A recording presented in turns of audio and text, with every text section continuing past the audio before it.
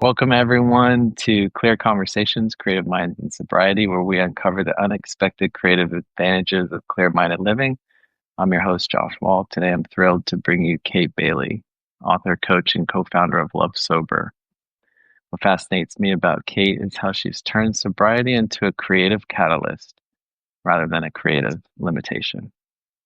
Here's someone who went from using alcohol to manage the overwhelm of being a highly sensitive person to becoming a published author of 2 books, building a thriving community platform, and creating her most authentic work, all while navigating motherhood, an ADHD diagnosis, and the beautiful chaos of midlife. Kate embodies something I think many of us struggle with: the fear that without alcohol, we lose our creative edge, our ability to process emotions, and our connection to inspiration. But Kate's story shows us the opposite. She describes sobriety as the fundamental act of self care that allows all others, including creativity. In her own words, she likes to explore topics in nuanced ways and admits that wandering off the path is my norm. She does her best thinking while walking dogs in local woods, and she's built a career around authentic expression rather than perfection.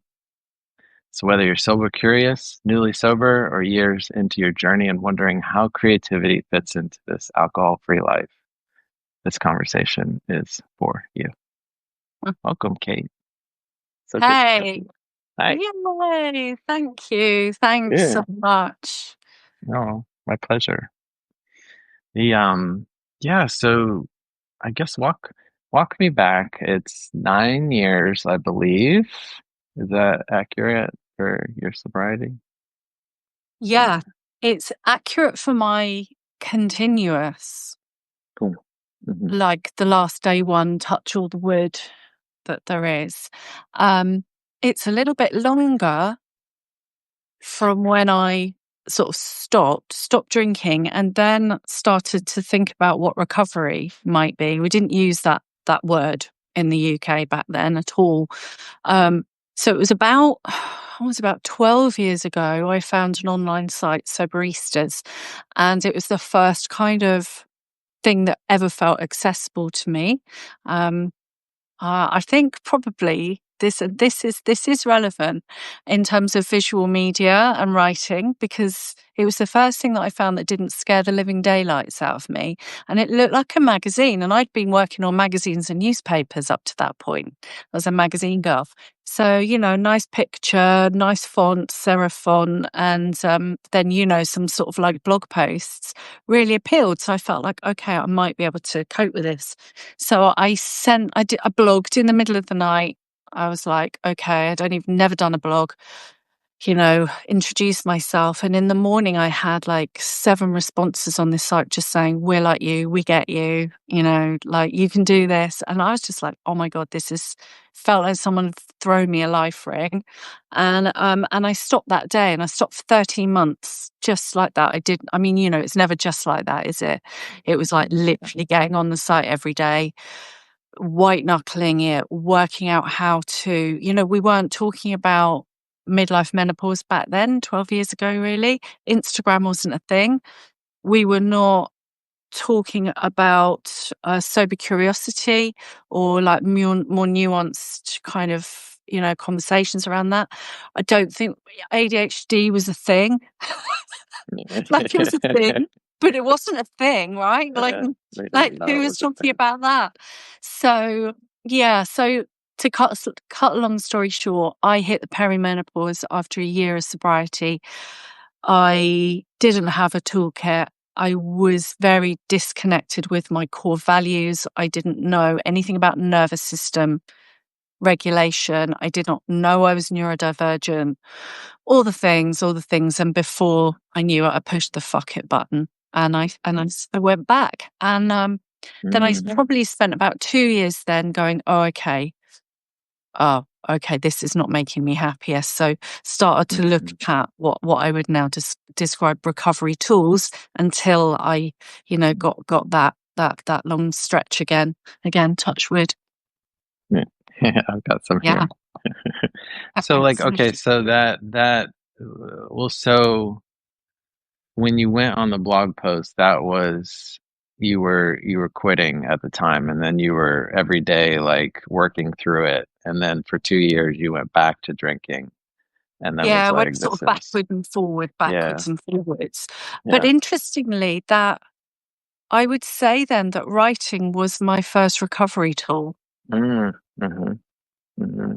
It was Yeah, yeah, writing. yeah, It yeah, was the yeah, written word. It was a safe place to process, to work out, to connect, to and I was writing pretty much every day, and I was writing almost like aspirational. Some people might call it bypassy kind of posts because I it was like I needed to create something that I was living into.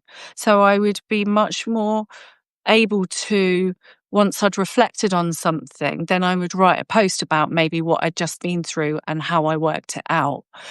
But somehow that process kind of held me and really helped me to start to just build a sober habit and to start a more emotional literacy with myself, I'd say. yeah, yeah. It was like the start. Yeah, I mean, because it is. It's like getting what's up here out, Yeah. to where it's like visual and you could see it. That's why journals are so Yeah. important in this process. So, Mhm. well, thanks for walking me through that. So I'm curious, like, what it's so 9 years now. Like, if you look through the 9 years, like, how do you look at what your creativity has been like through that process? Oh my And in a goodness. sense, yeah. Like like on steroids, right? I'm not allowed to say that. But it's like I think I was trying to understand this and I feel like I think why sobriety is so powerful for creativity for me was that I needed I because I had this conversation with my son recently. My son is extremely creative and he's really struggled with some mental health issues. And I said to him, I sat him down the other day and I said, I want you to know, because he's been in a lot of trouble as well over the years at school and stuff. I said, I want you to know that you're an artist. So I've got two things to say to you this morning. I want you to know that you are an artist. And because of that, you are going to have to make time to create whatever that is. It doesn't have to look a certain way or be a certain way, but this is going to help you to understand and process your feelings and metabolize your feelings too. And he understood that. So I said, you must do that.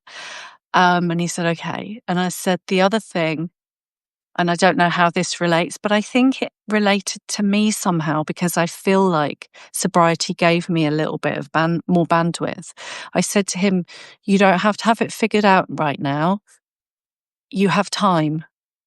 And I want you to know that. I know feel like you've got to figure it out now, all out now, but you have this time, right? So we had this beautiful conversation, and I felt like in that I sort of almost parented myself in what I probably have always needed to hear. Kate, you've got more time, and you have that, and you must do the things in your life that help you metabolize your feelings, and it doesn't matter what they look like, what they sound like, whether they're good, whether they sell, all of that. But this is your creative process and it's a non-negotiable.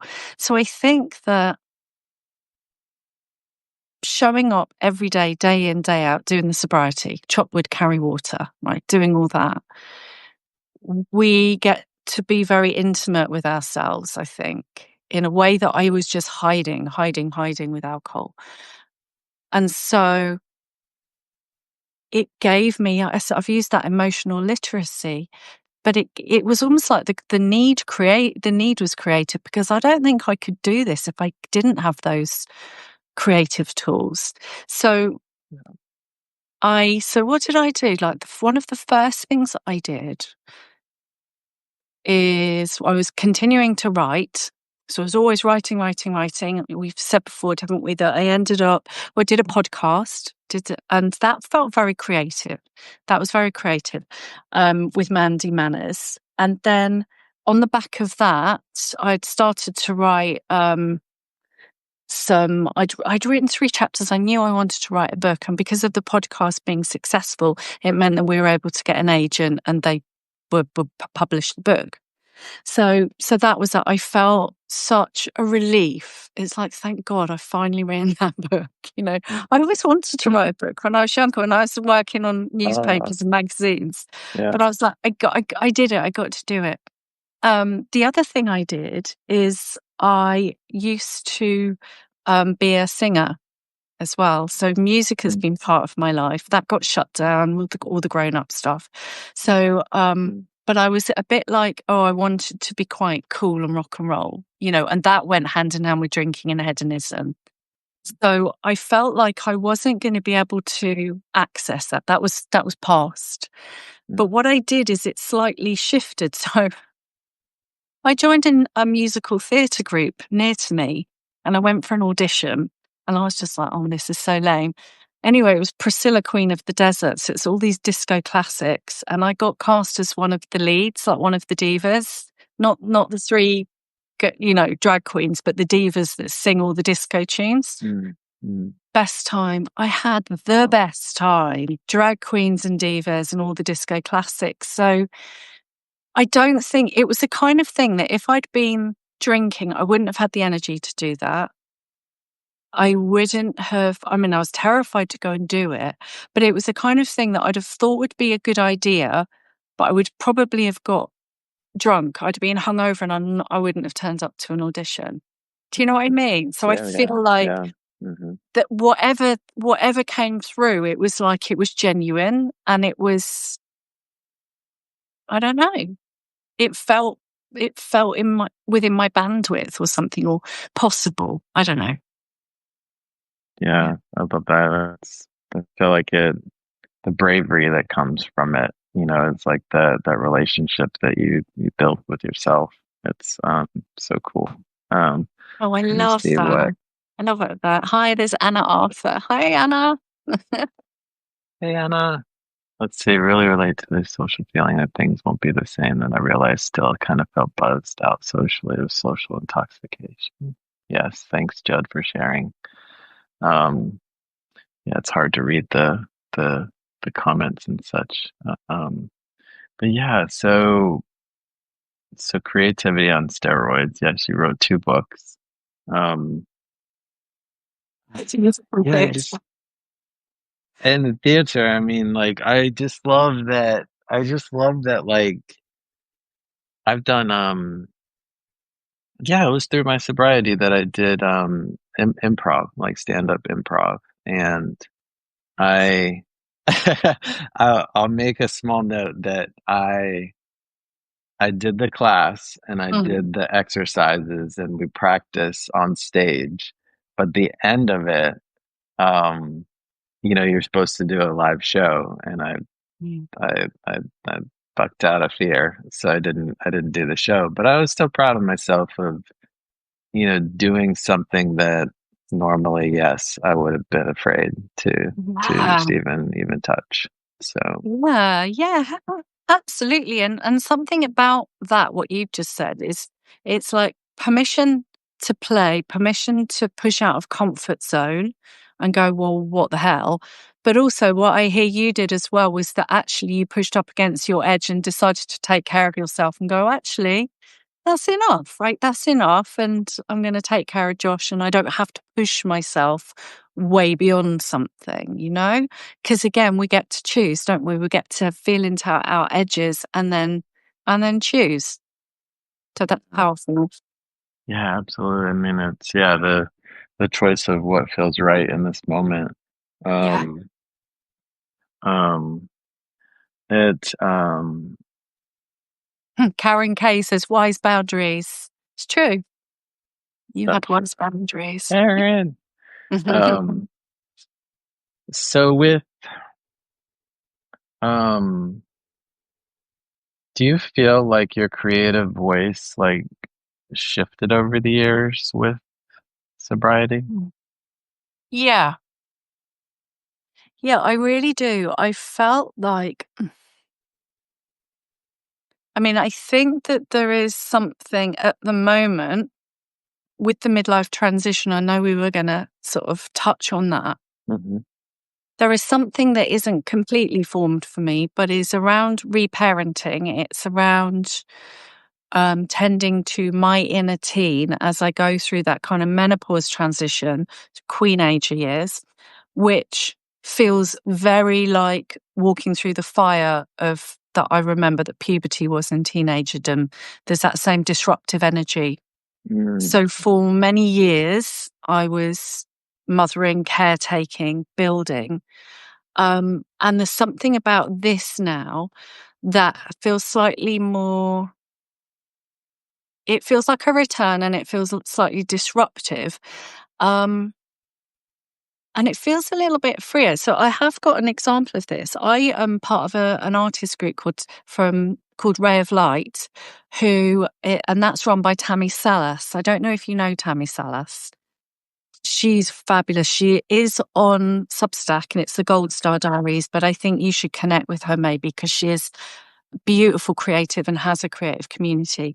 But through joining hers, I started scrapbooking. So I felt that I realized that writing had maybe become slightly like a job for me. Mm. So what I'm trying to do is create spaces that I then don't turn into my work. I Mhm. Yeah, don't yeah, feel yeah. like that because I have that. I love my work. I don't watch movies that much, so it's me. Yeah. Yeah, you So just make them, right? yeah, And exactly. you don't watch them. Yeah. Yeah. So what I've done, I'm going to hold up this here. I've started doing a bit of scrapbooking, and this feels Oh, like that's beautiful. my inner teen gets to play. And I learnt that black gesso with white pen, and then I scrapbook over it, right?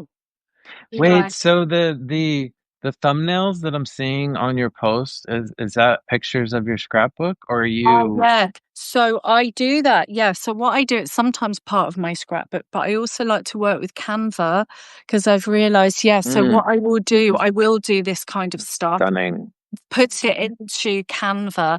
And I'm very excited about this moon, right? So this moon, You drew yeah. that with the white pen. No, Okay. Yeah. I went one more than that. Okay. I went because I have my nature practice where I walk the dogs and I'm totally in love with the woods and the meadows. Have a really, it is a dog walk, but it's become much more than that. It's become daily meditation, alchemy. Yeah. Yeah. So I did this class at this amazing place with a woman who uses natural sort of like so berries, stones, mud to then create stains and then paints out of them. So essentially, these are Renaissance painting methods. Hmm. Um, and so that I picked up some chalk from my local environment. I crushed it up in this it's a Swedish pestle and mortar made out of brass, an antique one. I mixed it with water. I didn't put gum arabic. And then I made that moon out of local chalk. Yes, yes, yes. This is how freaking deep we can go into like whatever it is we're deciding to go. Like, how deep do we want to go? This is making me feel very ADHD all of a sudden because I suddenly like, got that massive dopamine hit and talking about that. But it's amazing, isn't it, what we can do and that permission to play and, True. make So a true. mess. It's like making mud pies. Yeah, we're like born out of creativity, and Yeah. so I feel like it's just in our nature, even if we don't think of ourselves as creative, there's so many different ways that we could be creative outside of Yeah. artwork and stuff too. I think that's beautiful. So thank you for sharing that. It's so cool. I love that. Um, yeah, my I one of my clients, a part of working with me one on one is I've been recently into pottery making, and so today I'm gonna go to the shop and start making my first mug that's Gorgeous. specifically for my client. And she mentions that she loves Japanese culture, and so I want to try and find a maple leaf tree on my way. and somehow stamp that into, the Oh, mug that's to have a little gorgeous. touch to it.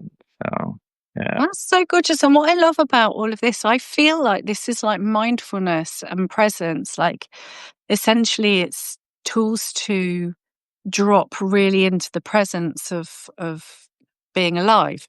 yeah, yeah, So really yeah, paying attention, like how beautiful is that you get to do that. And then you go and but link something else. It's like gathering the inklings of the connections and it's so beautiful. Oh, yeah, yeah, yeah. It is. gorgeous. It's yeah, and I mean, just the same for you. I mean, of like when you're out on these walks, it's way more than just a walk in nature, and it's a Yeah. different experience every time, I bet. Yeah. Yeah, and what it showed me is I think this is another part of there's this delicate kind of balance between novelty and depth, right? And I think that's Mm, part of life, hedonic, eudaimonic happiness, whatever. There's a there's that cross nexus there. Um, and so rather because my dog's quite naughty and he will run off, I can only go to this local nature reserve that's literally on my doorstep, which is the one that I've fallen in love with. mm, So, quite by accident, because I inherited this big naughty dog, I have to go to this place and walk him, otherwise, he'd eat the house. So, I've had to, it's forced me to this walking in this particular environment pretty much every day now for, I suppose, about 3 years. And so you become really intimate with it. I see the changing seasons day to day. I will find I will experience the first day of when the leaves fall. I don't miss it because I'm there every day.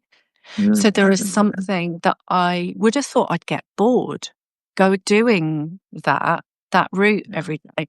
And I don't because it's so deep, like the depth and the intimacy with that particular environment. That's pretty mind blowing to me. yeah. I mean, so I think discipline equals freedom. And so Mm. tell me what you think like about discipline in the context of what you're just saying. I mean, it sounds like, it's a practice of doing and like falling in Practice. love with it. Yeah. Yeah, Yeah. it's a practice of doing that and falling in love with it. It's such a beautiful way to put it. I think there's something else it's like about return and patterns and embodiment so that these things become really, really deep in our tissues, almost go into our DNA because we're like practicing, practicing. It's like that quote about, and I think of this as sobriety, is sobriety work as well. And it was like, watch your thoughts, they become your actions. Watch your actions, they become your habits. Watch your habits, they become your identity. And it was like that ancient quote from some Chinese master. Mm, And mhm, it's now what we're looking at in, the work of James Clear or, that atomic habits, that kind of the science of habit change. We're a neuroscience. We're all over that now. But that was from those ancient philosophers, wasn't it? They knew it. They knew it from this kind of feel like maybe an embodied place rather than the mhm. data coming from scans or something. I don't know. But both beautiful. So Yeah. what did I answer your question about that, about discipline equals freedom? Yeah. Yeah. I It's think so. freedom once Yeah. it's embodied and we don't have to, and maybe there's layers and returns. Yeah. Yeah. I mean, I've found for myself that, through sobriety has given me just the space to focus on other areas of my life that give back to creativity. I mean, like with rest and nutrition, and it's all these things where it's like you feel more connected with yourself Mm, that, totally. allows that space to fully flourish. Yeah. Mm. Yeah. Yeah. I feel like I've got the big naughty dog coming in here. Look, say Oh, hello. see, Go on. He needs to go. what's I'm his going to try name? and get some. He's called Max. Max, come here. Max. His nose going to There, here he is. Oh, I'm going to make him go out. Go on. Out you go. Come on, Max. Come this way. Come on. No, he's not. I'll have to shut him in then. Sorry to leave you then. He's This actually is refusing to leave. I told you it was naughty. this is the best about life. It's like everybody, we're all here together in this room, Oh, different countries and places. Just with enjoy all the animals. it. Um, so let's see. Let's see. I've got the intersection of ADHD, creativity, and alcohol-free living. So Wow. how do you respond? How do you feel about that? Well, ADHD. Well, I feel like the sort of hyper focus. So I think for a lot, from what I've discovered from having, I really discovered that I was neurodivergent because my kids were diagnosed. And then I was Mm, like, okay, there are traits that they have that I have and that I think I have like more of, but I've managed it somehow. I feel like understanding alcohol use disorder with ADHD in the mix, it's like I would say quite a few of my clients, a good proportion of my clients have ADHD. And there is that understanding how alcohol is just a disaster for it. Because if you mm, have, I have impulsive hyperactive ADHD. So if I'm going to take something that interrupts inhibit my away ability to have an inhibition, that's a mhm, disaster because that makes me incredibly impulsive and risk taking. So thank goodness I've sort of understand it, and I feel like in understanding that intersection of alcohol use and ADHD, maybe there's some self-compassion there. It doesn't mean that I'm like, oh, I haven't got a problem with alcohol, I just have ADHD. It's like, I have ADHD, so absolutely alcohol's off the table, even more so, right? So it's not an, um yeah. what I feel with the creativity and ADHD is almost like if we support the challenges of neurodivergence, because we live in an ableist society and a neurotypically focused society.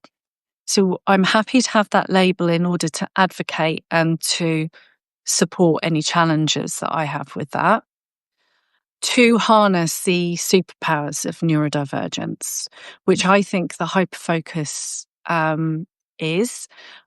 For a long time, I remember saying when I was in my 20s, the only place my energy makes sense is on stage. It's Mm, mhm, like I'm just too intense for normal conversations. mhm, Like that mhm, surface dwelling and being able to just have social chit chat. A lot of people that I know who are neurodivergent as well, just we can't do it. It's exhausting and draining. Have no mhm. interest in it. It's like, let's go deep or let's go home. Can't be doing with Yeah, it, you know. yeah, yeah, yeah. So there was that. And then I don't know if I also feel like from knowing now and other people that I know in the sober community as well, and other creative people I know, realizing they have ADHD, I feel like there's pattern making happens in ADHD brains, which I wasn't aware of. So if I was trying to numb out the stress and the overwhelm and the burnout that comes along with after the hyperfocus, rather than giving myself proper rest and downtime and breaks and stuff, um, I wasn't. Now I've lost my thread. Oh, it's That's okay. it. It's God. But I wasn't maybe aware of all the patterns that were being created. And I was almost telling myself off saying, you're to this, you're to that, to for who? And I think maybe that comes with age, that comes with sobriety, that confidence that comes from sobriety, of feeling there's an acceptance there. There's an acceptance that that's how I tick.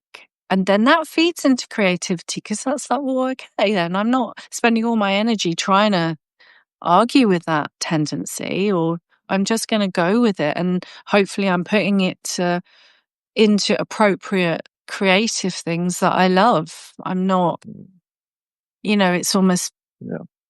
having that agency to and discernment and clarity of where I'm going to use that energy and where I'm going to pull back that energy. I don't know if that makes sense. Yeah, I mean, like, yeah, so with that said, like, what's like some of the practices that you do to, sustain yourself within those Yeah, spaces? yoga. I mean, embodiment practices. I have a daily yoga practice now that's gone alongside and I realize that that's very, soothing for the nervous system. That's been nervous system trauma healing. Um, the walking in nature, an absolute foundational practice. And when I do that, for example, that feeds the creative thing. Because what I have realized that I do as well, sometimes I'll voice note. So I won't be able to write, but I will voice note as I'm walking. And then I will take my transcript of my voice notes and I'll send it to myself so I can work from that. So I can capture it in real time. Do you like Too that? true. Yeah. Do I you? love that. Absolutely love it. Yeah. I'll just Yeah. be walking, having the phone here, and it's Yeah. just because when the ideas come, it's like you better get them down, and I mean, you better get them down or they're gonna go away. But then too, it's like knowing that it's okay if they go away. Yeah. It's like giving you that permission as well. Yeah. Yeah. Mm. It's like slipstream, isn't it? But isn't it lovely when you can find creative well, what I actually find very exciting is kind of co-creating with tech. Mm. Is Yeah. that is Yeah. that gorgeous? Like, I love Canva for taking photographs and working with text and pictures and uploading them and doing a bit of a multimedia thing. And I've never considered myself a visual artist at all. No, I was told I couldn't draw. So this feels like purely like it feels like there's freedom in there. I don't really have any expectation on it. So, Yeah. Yeah. And I mean, it's like you know, I I use Midjourney, and Open AI ChatGPT for like creating imagery. I mean, you can just give a prompt, and you have an initial idea that comes up, and then you can like I'll just keep modifying it, and maybe I'll take a little piece here and bring it into Photoshop and generate a different image like around that. It's just, yeah. yeah, what we can do now is Yeah. pretty remarkable. It's really, I love that as well. And I've used ChatGPT as well. Not, when I transcribe my voice notes and just saying, give it a prompt saying, can you summarize this for me? Mhm. And then I get it really clearly summarized. And it's like having a kind of digital assistant that can help me organize my thoughts. So I'm really enjoying that as well. Mm, mm. Love that. I love that idea. Co-creating with all these different media feels very, and I love the immediacy of it as well because it can be quite quick, can't it? Yes. Oh gosh, yeah. So Love that. so fast. It's just like you never had this ability to be able to take idea to concept like Oh, so I quickly. know. It's really Yeah, beautiful. yeah. The Really. I'll I'll pop over. Yeah, if anybody has any questions, feel free to pop them in the chat. Let's Hmm. say Judd has one. Could you comment on whether you physically read books or listen to them? Me or Josh, both of us. Um, well, What do you I do, guess Josh? I I do both. Mm. I love, like, I absolutely love the physical touch of a book in my hand, and feeling the texture of the paper, and um but then too, if I'm going on a long walk, or like I'm on the treadmill warming up at the gym, I just go on Spotify and have the downloaded, or on the plane or wherever it might be, having the ability to have the book there and play back, as a resource as well. That's how I do that. So yeah, how about you? Yeah, and I think it's such a great question, and it's such a great question to ask ourselves what our learning preferences are. And some of us are really visual, some of us are more auditory, aren't we? So I just think it's so brilliant that we've got all these mediums that we can use. For me, what I have realized, I don't listen to audiobooks because I want things to go quiet. So I don't want anyone talking in my ear. If I'm doing non-fiction, I like to have the physical book because there's something about it that I want to look. I want to put like post-it notes. I want to annotate. Like I want it physically. And now I didn't read any novels for years, and I'm suddenly back into them again. And I only do those on my Kindle. Mm, So mm, because it's really small, and I flick, and the pages are small. So it's really, I love that you've asked it, and I love that we've got different ways of doing it as well, right? yeah, We've yeah. got those options. What do I feel like? I love that as well. Like, what do I feel like? Yeah. Mm, in the moment. Yeah, yeah. Mhm. So I wanted you, you mentioned talking about midlife, and Mhm. do you want to touch on that subject, some? That Yeah. any areas you want to focus on with that? Uh, yeah. Where could I go with that? I'm so in the middle of that at the moment. I'm working, what I'm very excited about, I'm working on a program at the moment called Midlife Alchemy. And it's Oh, what a almost like, great name. Yeah. thank you. Thank you. What I love about it is I've kind of taken the model of a rite of passage, which is kind of separation, threshold, messy middle bit, and then embodiment integration. So I'm very interested, like for millennia, we've ritualized transitional periods because they're different, births, deaths, marriages, puberty, all of those, because they need care around them. I think they need special attention and care and shepherding and kind of doulaing around them. And I feel like this thing is blown up in the midlife at the moment, which is an exciting place to be. Where so female archetypes before were like you had maiden, mother, crone. Those are the kind of female archetypes. Probably because we weren't living much beyond. Like we probably finished child rearing, and then we're pretty much old and then we die. But because we're living much longer, this period is opening up and we're seeing it. Like I've just been contacted by a university who are wanting to explore female identity in the midlife in that way.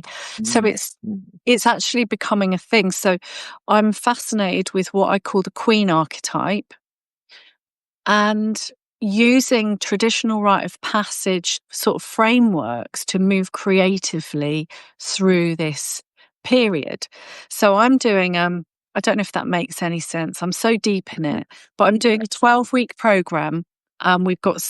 We have 6 sessions, and we do rest because we've got to rest and take an audit and just go, okay, what's working, what isn't. Like let's just stop.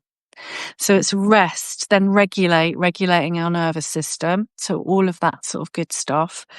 Um, then we release, we go through into maybe do a lot, and I want to do a lot of creative practices with these too, because it's not group therapy, it's a coaching program, so it's a creative program. So, I love that kind of, letters to self, maybe some of that reparenting where we're doing creative journaling, we're making a mess.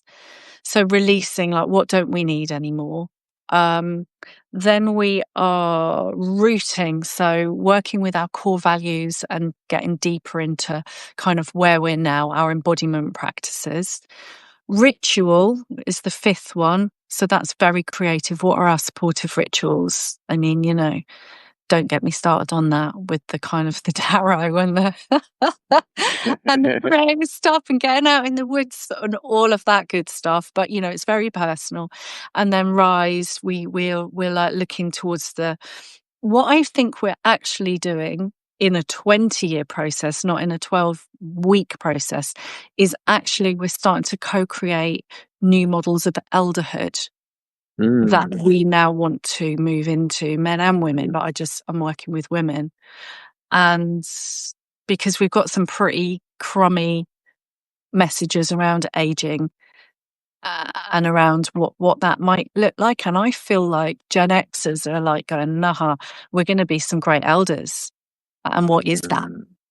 So Yeah. that's what I'm kind of working with. That's quite a big sort of topic, but Oh, yeah. I love that.